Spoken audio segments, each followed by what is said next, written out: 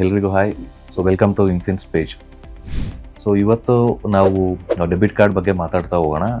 ಯಾಕೆಂದರೆ ಇವತ್ತು online transactions ತುಂಬ ಆಗಿರೋದ್ರಿಂದ ಡೆಬಿಟ್ ಕಾರ್ಡ್ ಯೂಸೇಜ್ ಸ್ವಲ್ಪ ಕಡಿಮೆ ಇದೆ. ಮತ್ತು ಅದಾಗೂ ನಾವು ಸುಮಾರು ನೆಗ್ಲೆಕ್ಟ್ ಮಾಡ್ತೀವಿ, ಅದನ್ನು ಒಂದು ಕಡೆ ಇಟ್ಟಿರ್ತು ಮತ್ತು ಮರ್ತೋಗೋ ಚಾನ್ಸಸ್ ತುಂಬ ಇದೆ. ಆಮೇಲೆ ಮಿಸ್ಪ್ಲೇಸ್ ಆಗ್ತಾನೆ ಇರುತ್ತೆ ರೆಗ್ಯುಲರ್ ಬೇಸಿಸಲ್ಲಿ. ಸೊ ಹಾಗಾಗಿ ಡೆಬಿಟ್ ಕಾರ್ಡ್ ಬಗ್ಗೆ ಸ್ವಲ್ಪ ಕಾಳಜಿ ತಗೊಳ್ಳೋದು ಸ್ವಲ್ಪ ಮುಖ್ಯ ಅನಿಸುತ್ತೆ ನನಗೆ.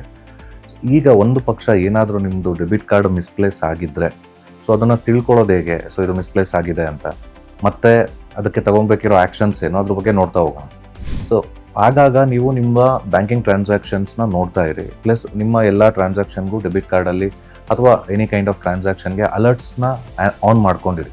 ದಟ್ ನಿಮಗೊಂದು ಬೇಗ ಮೆಸೇಜು ಅಥವಾ ಸರ್ವರ್ ಡೌನ್ ಇದ್ದಲ್ಲಿ ನೋಟಿಫಿಕೇಶನ್ ಆದರೂ ಆದಷ್ಟು ಬೇಗ ನಿಮಗೆ ಸಿಗುತ್ತೆ ಫೋನಲ್ಲಿ. ಅದು ನಿಮಗೆ ಹೆಲ್ಪ್ ಆಗುತ್ತೆ. ಡೆಬಿಟ್ ಕಾರ್ಡ್ ನೋಡ್ಕೊಳ್ಳಿಕ್ಕೆ ಅಥವಾ ನಿಮಗೆ ಗೊತ್ತಿಲ್ಲದೆ ಯಾವ್ದಾದ್ರು ಟ್ರಾನ್ಸಾಕ್ಷನ್ ಆಗಿದ್ರೆ ಅದನ್ನ ಫೈಂಡ್ ಔಟ್ ಮಾಡಲಿಕ್ಕೆ. ಒಂದು ಪಕ್ಷ ಡೆಬಿಟ್ ಕಾರ್ಡ್ ಕಳೆದೋಗಿದೆ, ನಿಮಗೆ ಯಾವುದೋ ಅಲರ್ಟ್ಸ್ ಏನೋ ಬಂದಿದೆ ಅಥವಾ ನಿಮಗೆ ಗೊತ್ತಾಗಿದೆ somebody is using your debit card, ಏನು ಮಾಡಬೇಕು, ಅಥವಾ ಯೂಸ್ ಆಗಿಲ್ಲ, ಒಳ್ಳೆಯದು, ಯೋಚನೆ ಮಾಡೋ ಅವಶ್ಯಕತೆ ಏನೂ ಇಲ್ಲ. ಫಸ್ಟು ಡೆಬಿಟ್ ಕಾರ್ಡ್ನ ಬ್ಲಾಕ್ ಮಾಡಿ. ಯಾಕೆಂದರೆ ಫಿನಾನ್ಷಿಯಲ್ ಲಾಸ್ ಆಗೋ ಚಾನ್ಸಸ್ ತುಂಬ ಇರುತ್ತೆ. ಯಾರಾದರೂ ನಿಮಗೆ ಗೊತ್ತಿರೋರಾಗಿ ನಿಮ್ಮ ಪಿನ್ ಏನಾದರೂ ಅವರಿಗೆ ಸಿಕ್ಕಿದ್ರೆ, ಅಥವಾ ನೀವು ATMಗೆ ಹೋಗಿ ಕಾರ್ಡ್ನ ಯೂಸೇಜ್ ಮಾಡ್ಬೇಕಾದ್ರೆ ನಿಮ್ಮ ಜೊತೆಲಿದ್ದೋ, ಅಥವಾ ನಿಮ್ಮ ಫೋನ್ ಅವ್ರಿಗೆ ಕೊಟ್ಟಾಗ ಅಲ್ಲೆಲ್ಲಾದರೂ ನೀವು ಸ್ಟೋರ್ ಮಾಡಿಟ್ಟಿರೋದು ನೋಟ್ ಮಾಡಿಕೊಂಡು, ಅಥವಾ ನೀವೆಲ್ಲರೂ ಬರೆದಿಟ್ಟಿರೋದಿದ್ರೆ ಅದನ್ನು ನೋಡಿಬಿಟ್ಟು ಅವ್ರು ಏನಾದರೂ ನಿಮ್ಮ ಪಿನ್ ಗೊತ್ತಿದ್ರೆ ಅವರಿಗೆ, ನಿಮಗೆ ಗೊತ್ತಿರೋರೇ ತೆಗೆದಿರ್ತಾರೆ 100%.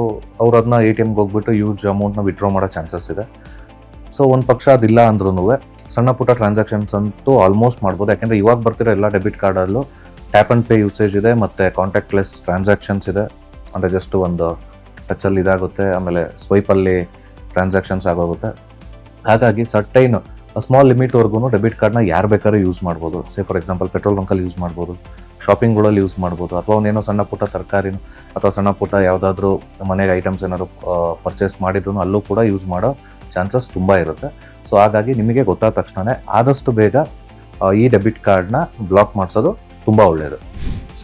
ನಾನು ಏನಕ್ಕೆ ಈ ಮಾತನ್ನ ಹೇಳ್ತಾ ಇದ್ದೀನಿ ಅಂತ ಅಂದರೆ, ಒಂದು ಪಕ್ಷ ನೀವು ಬ್ಲಾಕ್ನ ಮಾಡಲಿಕ್ಕಿಂತ ಮುಂಚೆ ಅಥವಾ ನಿಮ್ಮ ಬ್ಯಾಂಕಿಗೆ ಇಂಟಿಮೇಟ್ ಮಾಡಲಿಕ್ಕಿಂತ ಮುಂಚೆ ಏನಾದರೂ ಟ್ರಾನ್ಸಾಕ್ಷನ್ಸ್ ಆಗಿದ್ರೆ, ಇದು ಡೆಬಿಟ್ ಕಾರ್ಡ್ ಆಗಿರೋದ್ರಿಂದ ಲಿಯಬಿಲಿಟಿ ನಿಮ್ಮ ಮೇಲೆ 100% ಬೀಳುತ್ತೆ. ಅದು ಯಾಕೆಂದರೆ ಇದು ಫಿಸಿಕಲ್ ಕಾಪಿ ಇರುತ್ತೆ. ನೀವೇ ರೆಸ್ಪಾನ್ಸಿಬಲ್ ಆಗಿರ್ತೀರ.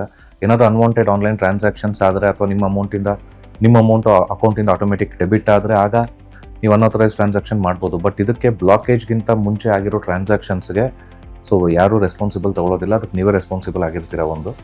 ಆಮೇಲೆ ಎರಡನೇದು ಇನ್ನೊಂದು ಏನಾಗುತ್ತಪ್ಪ ಅಂತ ಹೇಳಿದರೆ, ನೀವು ಬ್ಲಾಕ್ ಮಾಡಿದಾಗ ತಕ್ಷಣ ಕೆಲವು ಸತಿ ಕಾರ್ಡು ಬ್ಲಾಕ್ ಆಗುತ್ತೆ. ಸುಮಾರು ಸತಿ ಏನಾಗುತ್ತೆ, ಸ್ವಲ್ಪ ಟೈಮ್ ತೊಗೊಳುತ್ತೆ. ಅವಾಗ ಏನಾಗುತ್ತೆ, ಬ್ಯಾಂಕ್ ಅದನ್ನ ಕಂಪ್ಲೀಟ್ ಓನರ್ಶಿಪ್ ತೊಗೊಂಡ್ಬಿಟ್ಟು ನಿಮಗೆ ಅದನ್ನು ರೀಕ್ಲೈಮ್ ಮಾಡಿಕೊಡ್ಸೋ ಎಲ್ಲ ನೆಸೆಸಿಟಿ ಆ್ಯಕ್ಷನ್ಸ್ನ ತೊಗೊಳುತ್ತೆ. ಯಾಕೆಂದರೆ RBI ಗೈಡ್ಲೈನ್ಸ್ ಇರೋದೇ ಆ ಥರ.